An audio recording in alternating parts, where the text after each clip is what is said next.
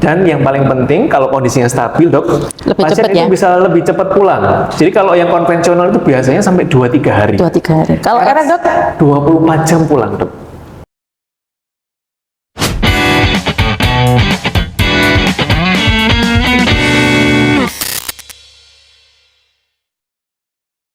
Oke, selamat pagi. Hai Sobat Sigap, balik lagi di podcast Sanrasan, yaitu santai bicara masalah kesehatan dengan RSUD Tongas.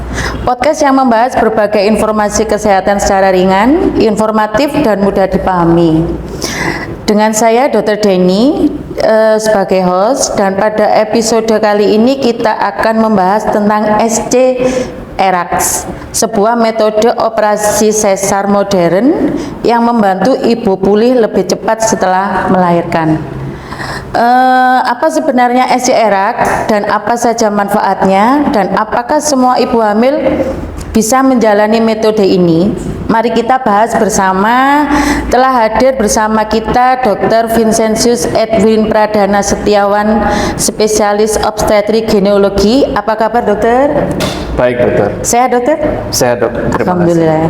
Terima kasih ya dokter sudah meluangkan waktu ngobrol bareng Sobat Sigap di Sanrasan.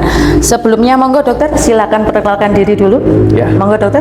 Terima kasih Dr. Denny. Selamat pagi semuanya. Izinkan saya memperkenalkan diri terlebih dahulu. Nama saya dengan Dr. Vincentius Edwin Pradana Setiawan, spesialis obstetrik dan ginekologi. Saya biasa dipanggil dengan Dr. Edwin. Saat ini saya bertugas di RSUD Tongas. Oke, selain di RSUD Tongas di mana dok? Ada di Rumah Sakit Gerasehat di Keraksaan juga. Oh jauh dok ya. Lumayan. Oke, kita mulai ya. Kita mulai berbincang tentang. Oke dokter, apa itu ERAX dok? Ya. Jadi kita bahas dari singkatannya dulu ya dok. Ya. ERAX itu sendiri adalah Enhanced Recovery After Cesarean Section. Atau kalau kita bahasakan ke bahasa Indonesia, artinya adalah peningkatan proses penyembuhan setelah operasi sesar. Nah, ERAX sendiri ini sudah diperkenalkan sejak tahun 2013 dok. Jadi ERAX ini merupakan suatu intervensi yang tujuannya adalah untuk meningkatkan kenyamanan pasien setelah menjalani operasi, kemudian meningkatkan luaran ibu dan bayi, dan juga di sisi lain menekan biaya perawatan. Oh, Nah, itu dia. Lebih istilahnya lebih simpel ya dok. Betul. Oke. Betul. Oke dokter, apa perbedaan dok SC secara ERAX dengan yang secara konvensional? Ya, ini banyak ditanyakan juga ya dok ya, sama pasien-pasien saya. Jadi perbedaannya adalah mulai dari persiapan, selama operasi dan setelah operasi. Kalau sebelum operasi biasanya SC konvensional itu butuh waktu puasa yang lama. Biasanya sampai 8 jam atau bahkan lebih. Kalau ERAX dok? Kalau ERAX itu puasanya akan lebih singkat dok. Ya, nanti akan kita bahas lebih detail. Biasanya 6 jam pasien masih boleh makan sampai 6 jam, dan 2 jam sebelumnya pasien masih boleh minum cair. Oh gitu. Sedangkan untuk selama operasinya itu juga pasien akan mengalami nyeri yang lebih minimal, karena dokter anestesi nanti akan memberikan anti nyeri yang multimodal beberapa gitu ya. Dan juga nanti setelah operasinya dibandingkan dengan yang konvensional, ERAX ini akan pasiennya bisa lebih cepat mobilisasi, berjalan, selang kateter juga bisa dilepas lebih cepat sehingga pasien akan lebih nyaman. Itu bedanya. Wah, lebih enak ERAX kayaknya dok ya. Betul. Oke. Betul. Oke dokter, mengapa metode sekarang itu banyak diterapkan di rumah sakit dokter? Yang SC ERAX. Nah, iya betul dok. Jadi SC-ERAX itu satu, selain pasien merasa lebih nyaman, luarannya lebih baik ya, juga tidak mengesampingkan keamanan dari tindakan operasi itu sendiri dokter.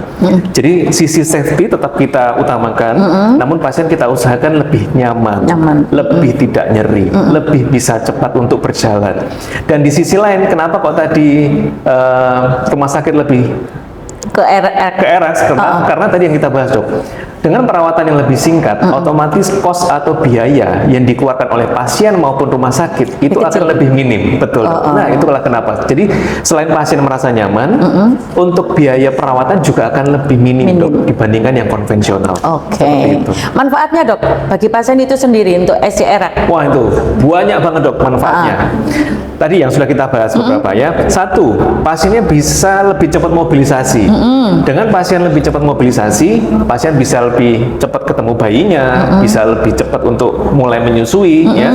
Dan pasien juga merasa lebih nyaman. Kenapa? Karena rasa nyerinya itu lebih minim. Jadi tadi sudah kita bahas, anestesi ini akan menggunakan Double, anti nyeri, ya double ya. Jadi pasien itu lebih nyaman, bisa jalan-jalan cepat. Dan akibatnya untuk efek samping tirah baring lama itu lebih minim.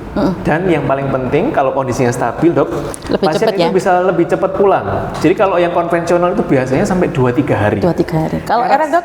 24 jam pulang, Dok.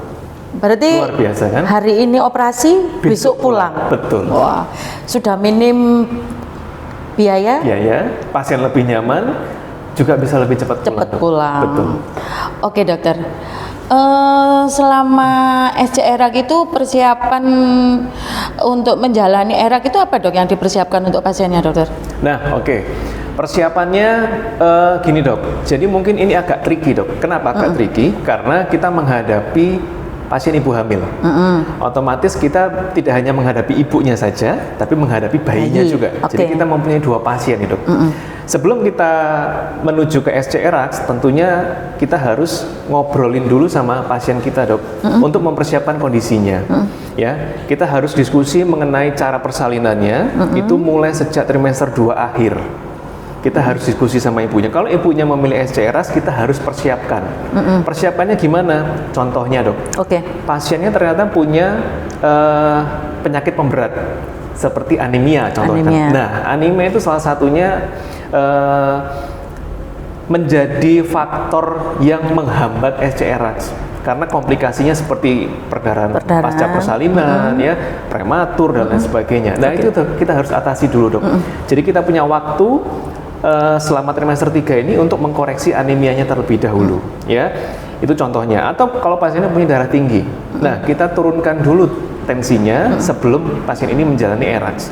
Kemudian saat di hari H operasi, sebelumnya biasanya pasien akan kita sarankan untuk mandi dulu persiapannya. Mandinya ini dengan sabun khusus yang untuk memang persiapan operasi. Kemudian yang kedua tadi, untuk masalah puasa, biasanya pasien maksimal makan berat itu 8 jam. 8 jam, ya. Tapi pasien boleh makan ringan 6 jam sebelum operasi. Minum air? Minum air juga masih boleh sampai 2 jam sebelum operasi. Bahkan pasien itu sekarang nanti dikasih cairan gula, Dok, supaya tidak lemes. Cairan gula itu apa, Dok? Jadi air gula tujuannya adalah untuk supaya pasien ini tidak merasa lemes, karena kan sudah 6 jam puasa, ya, Dok, ya. Jadi nanti di ruangan akan diberikan air gula gitu. Tujuannya untuk itu. Dan nanti Pak dokter anestesi juga akan membantu memberikan obat-obat seperti anti mual gitu, ya. Tujuannya supaya pasien itu tidak biar nyaman, mual, ya, Dok. muntah, biar nyaman saat operasi. Gitu.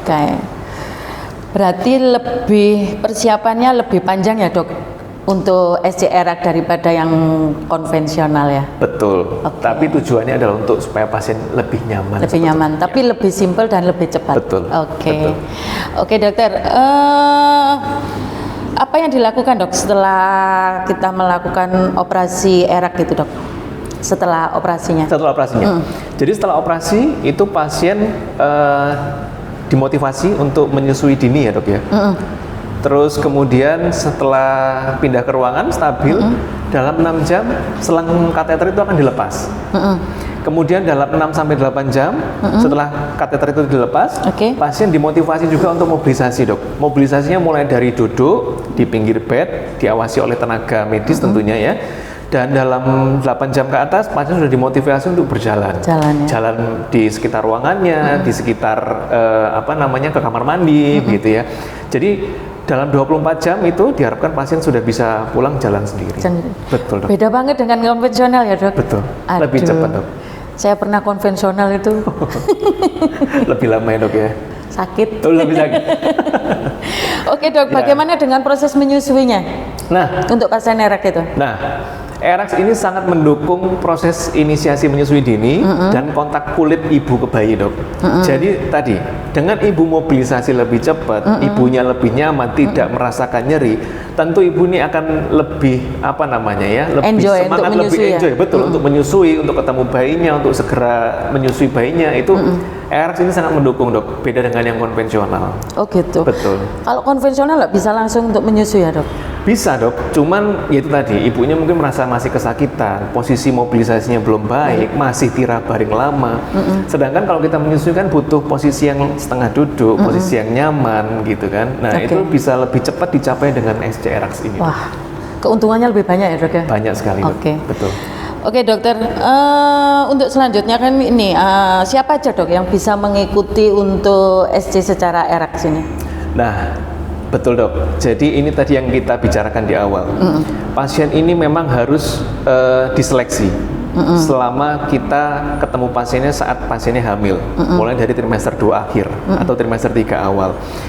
Tujuannya apa? Kalau memang ada penyulit, kita harus koreksi dulu sebelum operasi, dok.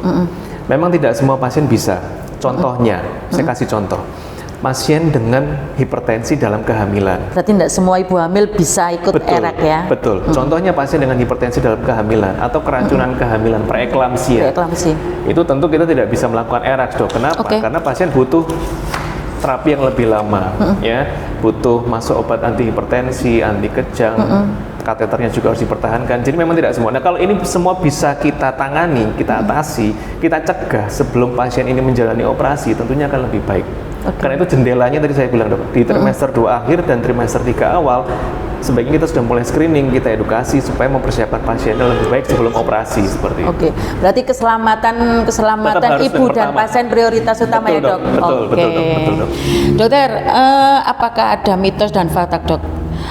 Selama menjalani operasi ERAK itu masyarakat itu takut menjalani operasi sesar dok, karena mereka itu menganggap bahwa pemulihannya itu pasti lama. Gimana dokter? Salah, itu mitos, dok.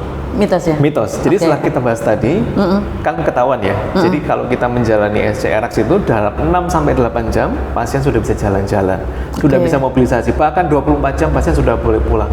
Jadi itu mitos kalau penyembuhannya lebih lama. Justru akan lebih cepat, dok. Oh gitu. Betul. Apakah untuk dengan SC-ERAK itu apakah perlu untuk promosi atau gimana dok? Biar ibu yang hamil untuk melakukan SC itu apa perlu dipromosikan dok?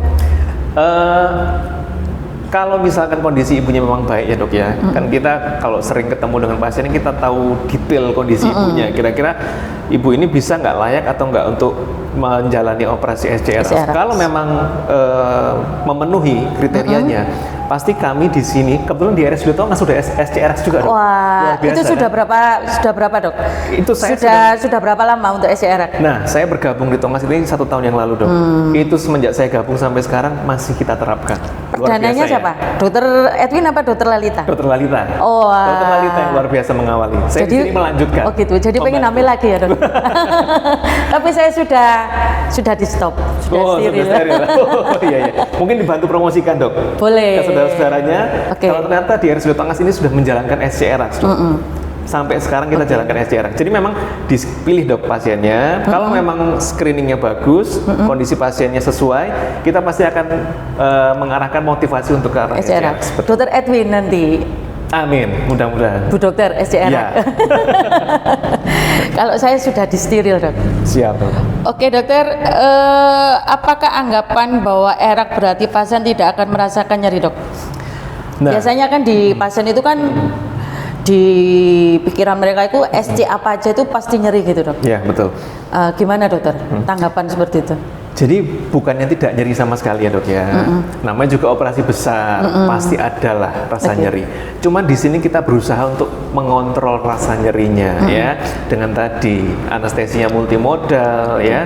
Yang double ya, dok ya. Betul, anti nyerinya double gitu ya. Jadi pasien akan merasa nyaman. Kalau nyeri sama sekali tidak ya, dok, karena kan itu termasuk operasi besar. Kita menyayat perut pasti akan ada rasa nyeri. Cuman di sini kita berusaha untuk mengontrol rasa nyerinya, seperti itu, dok. Oke. Panjang Penjelasannya jelas sekali ya dokter. Mudah-mudahan bisa ditangkap ya. Oke, sebenarnya jelas sekali sih dok. Iya. Dokter, ini menyimpang sedikit ya dari Ya. kita agenda ini. Untuk apa namanya setelah SCR gitu beda dengan konvensional itu biasanya kan ditaruh di ruangan dulu dok ya. Ya. Di ruangan RR atau apa itu ya. Kalau untuk SCR itu gimana dok? Apa langsung ke ruangan apa enggak, itu dok? Tetap sama dok. Sama RR ya? itu kan tujuannya adalah memantau tanda vital pasien setelah habis operasi. Itu kan perlu dilakukan dok memang. Jadi memantau tanda vital itu tetap memang harus dok. Biasanya kan di RR kira-kira 1 jam lah. 1 jam ya? Setelah 1 jam pasien stabil baru akan pindah ke ruangan. Nah setelah di ruangan itu baru pasien akan mulai dimotivasi dok untuk mobilisasi, dilepas kateternya, untuk jalan-jalan. Untuk gitu. RR tetap sama dok. Sama ya. Betul. Untuk yang SCR sama konvensional itu bisa sama nggak dok untuk cover dengan BPJS itu? Kedua-duanya Bisa ya? sampai saat ini kita berusaha dok untuk tetap maksimal. Maksimal ya? Dan masih masuk dalam klaimnya. Klaimnya. Gitu dok, siap. Oh, Betul. itu pun dengan penyulit atau tanpa penyulit bisa ya dok? Atau penyulitnya gimana? kita lihat dok tadi, screening ya. Nggak semua penyulit bisa dok. Oke. Penyulitnya memang kita harus tangani dulu saat ANC ya. Mudah-mudahan kalau memang tensinya terkontrol, aneminya terkoreksi dan lain sebagainya, penyulitnya bisa kita tangani sebelum operasi, itu Oke. bisa dok. Wah, jelas sekali loh sudah dokter. Sebenarnya saya pengen hamil saya. Belum merasakan erak. Oke dokter, terima kasih banyak dokter nggih atas penjelasan dokter Edwin yang sangat-sangat lengkap dan jelas. Sama-sama dok. Nggih, semoga informasi hari ini dapat menambah wawasan masyarakat mengenai SCR sehingga tidak lagi merasa takut atau ragu untuk berkonsultasi mengenai metode persalinan yang sesuai. Oke, bagi sahabat sehat, apabila Anda sedang merencanakan persalinan atau ingin mengetahui apakah metode ERAK sesuai dengan kondisi Anda, jangan ragu untuk berkonsultasi dengan dokter spesialis obgyn yang ada di RSUD Tongas, termasuk dokter Edwin gitu. Oke, saya Dr. Denny selaku host mengucapkan terima kasih telah mengikuti podcast Sanrasan RSUD Tongas. Sampai bertemu di episode selanjutnya. Tetap jaga kesehatan dan salam sehat. Ada pantun dok? Gak ada dok. Gak ada. Monggo dokter, atau ada yang mau disampaikan untuk penutup dok? Oh iya. Oke. Terima kasih atas kesempatannya di podcast pada hari ini. Mudah-mudahan apa yang kita obrolkan pagi ini dok bisa bermanfaat untuk masyarakat Kabupaten Probolinggo. Mudah-mudahan juga ada yang melihat, banyak yang menonton. Jadi bisa menambah wawasan juga dok tentang SCR. Iya, Jadi pasien jadi nggak takut lagi untuk menjalani operasi SC ya dok. Betul. Oke dokter, terima kasih sudah meluangkan waktu untuk podcast bareng kita. Sama-sama dok. Terima kasih dokter. Sama-sama, Selamat dok. pagi. Selamat pagi. Dadah.